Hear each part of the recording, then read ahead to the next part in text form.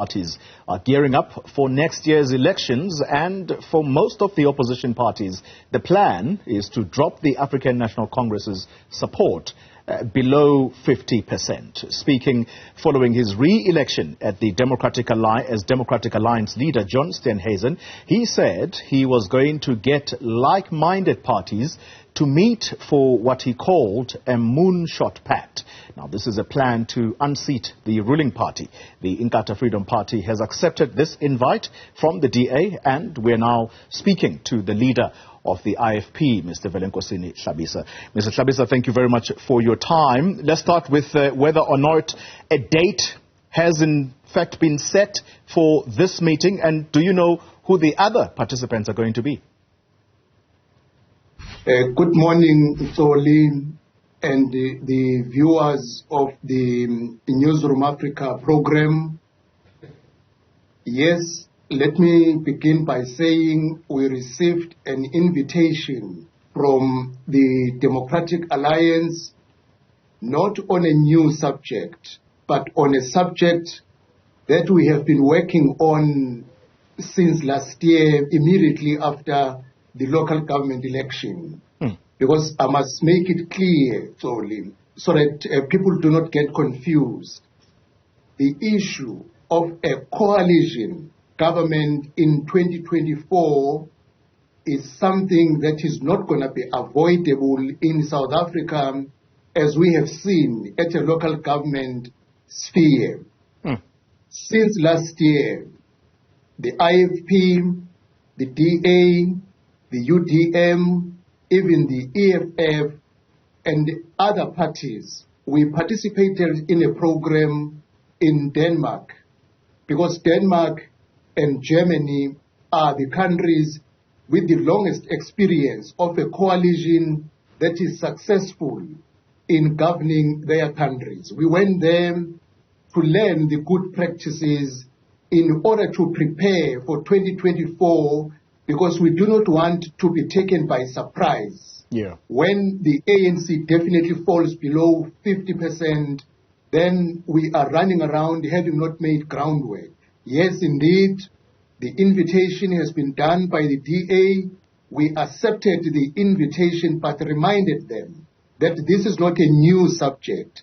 In principle, we agree to anyone who wants us to work on the coalition pact in order to remove a government that has failed our people in many ways. The issue of who has accepted the invitation to, I cannot be the spokesperson of other political parties, but I know the parties who are already in a coalition arrangement at a local government level will always be agreeable to the idea, so that we avoid what we see in Gauteng, especially in the metros. All right. So two simple questions in one, Babu Hlabisa. The first is, what makes you believe that the ANC will indeed fall below the 50% mark? Some people have suggested that that's very ambitious. But second of all, are you ready and willing to serve under a government that could potentially be led by John Steenhuisen? On the first question, Nsoli, the people of South Africa have been failed in many respects. Unemployment, crime, load shedding, inflation, everything is moving from better to bad and to worse. People of South Africa have demonstrated. In 2021, they showed by taking away the ANC from majority rule in the big metros and in municipalities, and this is unavoidable in 2024. Secondly, it is not obvious, Nsoli, that the Democratic Alliance will be a leader of a coalition pact. It will be subject to negotiations and discussions. It is not a given. What does that mean in practice, Mr. Hlabisa? Because if they come just below the ANC, the fair thing to assume is that they are slightly in the majority, and therefore they would lead that coalition government. In fact, John Steenhuisen is on record as saying that they would ideally want to be the center of that coalition pact. That is why I'm saying we indicated to the leader of the DA that the coalition discussion is not a one-party subject. It is a subject of a number of political parties in South Africa, and the issue of the coalition will be open to views. We expressed our views as the IFP in our response that, for instance, we do not believe it should only be leaders who attend this meeting, but an extended leadership of the political parties so that decisions can be taken on site other than going back to consult. And also the issue of secretariat, we expressed our view that we do not think it should be done by a long partisan line. We should get an entity that is non-aligned politically so that it will remain independent. Yeah. Even on the issue of who will lead the coalition, it will be a subject for discussion. Is not a given at all. What is the fear here, as you understand the thinking? I'm guessing you probably have been taken into confidence by Mr. Steenhuisen to say, why is it that he is insistent that only the leaders, whether you are the president of the IFP or, I don't know, the CIC of the EFF, why is it that there is an insistence that you would want to be, that he would want to invite only the leaders? In fact, as you point out, the secretaries, for example, such as that of your party, that is something that would obviously have to be debated at length about whether or not they should participate. What is the fear? Well, I wouldn't know, because I didn't want us to discuss outside the formal meeting, but we expressed in our letter that the IFP is of the view that the political parties who will participate must have an extended leadership that is key, so that for a certain decision to be made on site, we are able to do so other than going back and come back. And as the IFP, we believe on a consultative leadership, so that you bring your team along with you when you chart the way forward. I wouldn't really know what is his fear in extending the leadership beyond a leader, but the IFP is of that view, and we are firm, and we will push that idea and explain why do we feel it shouldn't be only one person. Because next time a person might be sick, when the meeting is due, and then the party will not be represented by someone who was present in the previous meeting. So one-man attendance is not an ideal or good idea at all. All right. So let's perhaps conclude with this question. I mistakenly referred to the EFF, for example, and yes. John Steenhuisen is very clear that they are not interested in going into a coalition government or forming a coalition government with the EFF. I know that recently you have fallen out with the party, at least in KZN. Do you agree with the sentiment from the Democratic Alliance that the EFF is persona non grata? Let me put it this way, Toli. If you look at the coalition between the ANC and the EFF, it's something that is not going to work for our country in this sense. You can't have partners who despise each other in public, as we saw in SONA, as we saw in various SOPA, in various provinces. The EFF belongs to the opposition parties.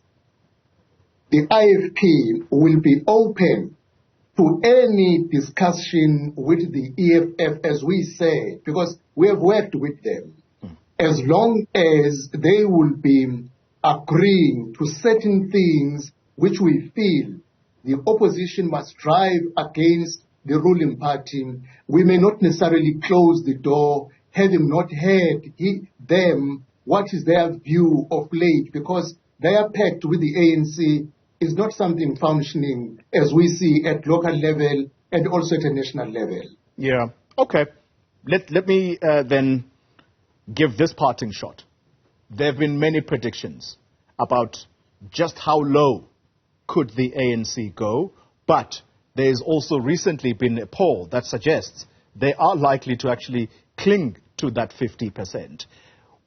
From where you're sitting and based on whatever data that is available to you, where do you place the ANC in this upcoming election as to the percentage that they might possibly get? Actually, simple. The ANC is going to lose Gauteng, lose KwaZulu-Natal, and obviously lose Western Cape. Those are key provinces in terms of population. And they're not going to do well in Eastern Cape, in Free State, because people are protesting almost every day. Definitely, the ANC is going to fall below 50%. Whatever percentage it will be, it will not have a sole decision to decide in terms of governing our country. It will need coalition partners. The political parties who might form 50 plus 1% as a coalition have a responsibility to start now, work together to identify things they see in common and those they differ so that they work on their differences and promote the commonalities they have to ensure that should the voters indeed say no to the ANC, they form a working government, not what we see in the metros in Johannesburg. Mr. Hlabisa, with you now, not committing, or at least giving us any clues about where you think the ANC is going to fall, you're prompting me to stretch you a little further, and this is why I'm doing it. The suggestion has been that, and this is from political commentators, that the opposition in South Africa has been so ineffective that the ANC, by simply fixing one issue, which is quite sad, by the way, by fixing just one issue in the minds of ordinary South Africans, and that issue is that of electricity, the ANC will probably retain the 50%. Do you agree with that sentiment that says you're so pathetic as opposition that if the ANC could just fix one thing, and that is that it's electricity, the electricity crisis, the ANC will be back in power? Sorry, I don't agree with that sentiment. Firstly, unemployment is a critical issue in South Africa. Crime is a critical issue in our country. I really doubt the ANC will ever fix electricity before 18 months. I really doubt that one, because I heard that we are going back to stage 5 very soon. I know we'll go down to stage 1, stage 5, stage 1, try to bring to minds of the people that there is a change. But the reality, they can't stop load shedding, and that is going to take them down the drain. But that is not only the problem people of South Africa will have to judge the ANC about. The ANC is indecisive.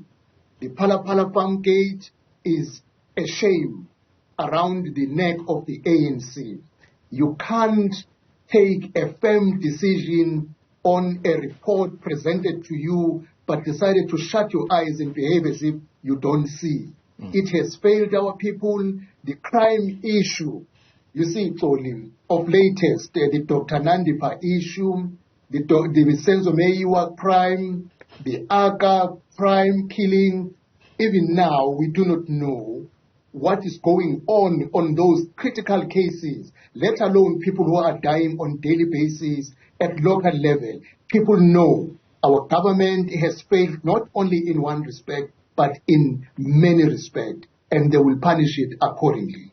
Well, there is the scorecard, at least, that is being given by the IFP. Let me thank you for your time, sir. That's the IFP leader, Velenkosini Hlabisa, talking to us there. Well, Gwede Mantashe, will, in all probability, would like to respond to that. So he is coming into studio, so we're going to at least veer towards this direction that we've just explored with Mr. Hlabisa.